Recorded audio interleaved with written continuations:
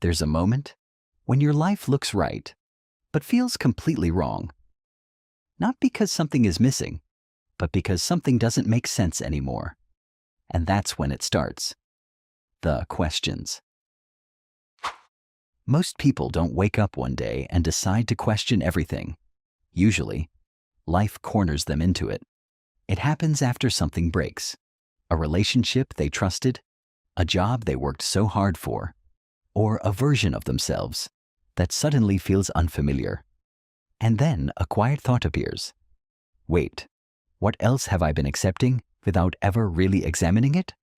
Because most people aren't really taught how to think. They're taught how to fit, how to repeat, how to perform, how to build a life that looks good enough. So nobody questions it. And for a while that works. You get validation. You feel accepted. But slowly, something starts to feel off.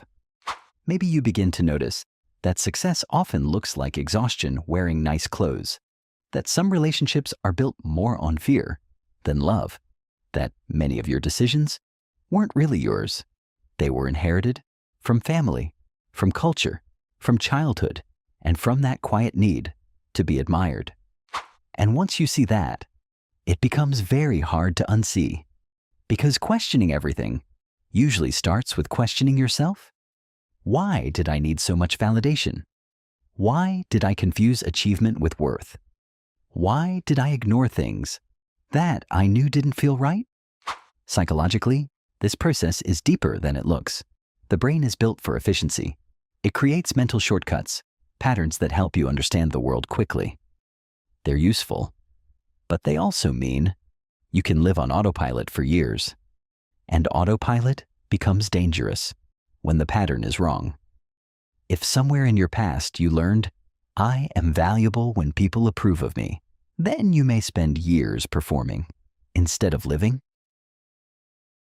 That's why some people start questioning everything later in life, not because they changed suddenly, but because their old way of thinking stopped matching reality.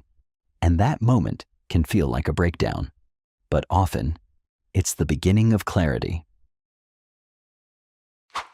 Around this point, people start observing more.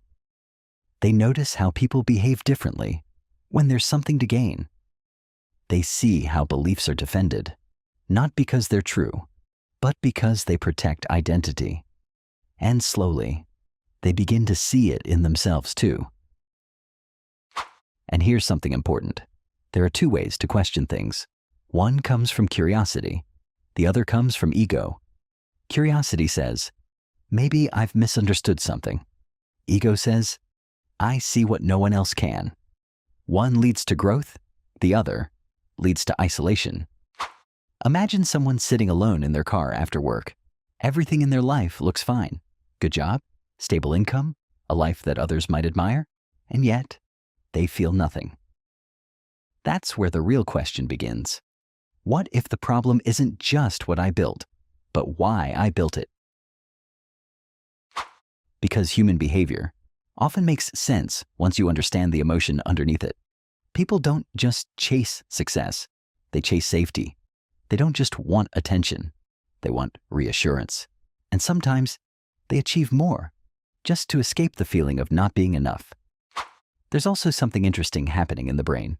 When you become curious, your brain activates its reward system. You pay more attention, you learn faster, you start connecting things that you never noticed before, and suddenly, life feels more real. That's the shift. You stop living automatically and start living consciously. You become less reactive, less dependent on approval, more grounded, more aware. So no, questioning everything doesn't mean something is wrong with you. Sometimes, it means you're finally starting to see clearly.